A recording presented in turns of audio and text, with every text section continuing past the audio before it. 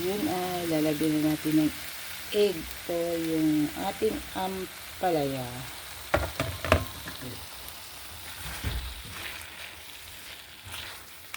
At halu-haluin konti bago. Saan mo nakuha yan si Kuya? Honda City. Lagay mo na dyan, mano. Baka madumi yan. Madumi nga. Lagay mo na doon. Doon. Dyan na lang at ilagay ko sa madumi mamaya. Ano. Lagay ko sa ano mamaya. Nilak yung lang yung baba niyan, Kuya, yung red. Oo nga, nilak eh. Pwede mo naman i-open yon. Nakatip lahat.